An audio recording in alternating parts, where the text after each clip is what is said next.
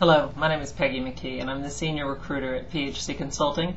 We specialize in sales, sales management, marketing, and technical support professionals in the laboratory and medical industry. Today I wanted to talk to you about a topic that came across my desk this week, and that is the brag book and how to present it in the interview. I had a candidate say to me, "Hey, I've got a great brag book. I brought it, and can you believe that the manager actually looked through it? I really think the interview went well. He actually looked through my brag book."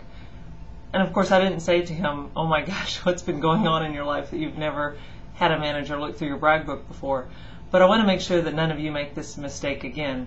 If you go to the trouble to put together a brag book, and they are very persuasive in the interview process if you use them right, then you need to go to the trouble to present the brag book just like you would a product brochure if you were going to see a customer. And in fact, the hiring manager is going to judge you based on how you present your brag book, because he's going to figure that is how you will present their product brochure.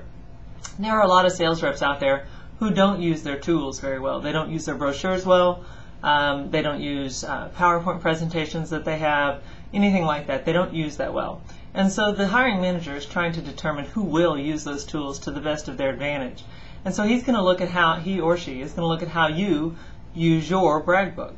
So I think somewhere in the interview, and you have to decide when the timing is right, perhaps it's when they say, "Hey, can you tell me a little bit more about yourself?" Or, "Is there something else that you'd like us to know?" Or, in a brief summary, tell us a little bit about why you think we should hire you.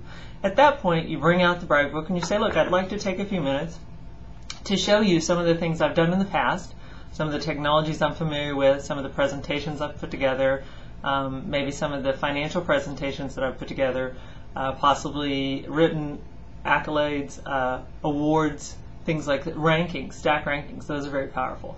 And then take the time to actually present the brag book. Turn it around so that the hiring manager can see it. Have it clearly segmented so that you can say, if you look in section, sales ranking, or section financial presentation, you'll see that I actually have done something very similar to what you're asking for in this position. And this is how I handled that problem, or this is how I was able to convince the customer that they should move forward when they were actually sort of in a stop still in the sales process. So as you see, what I'm trying to do is you need to take control of that interview. You need to present that brag book. If you don't get to every section that you want to get to, then it's possible that the interview is not going so well, because you need to control that interview, because if you control the interview, then the hiring manager is going to assume that you'll control the sales process as well.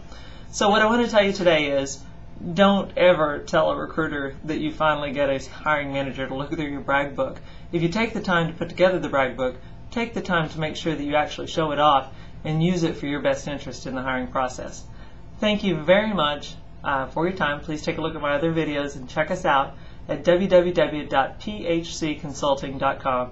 Again, www.phcconsulting.com. I hope this helps.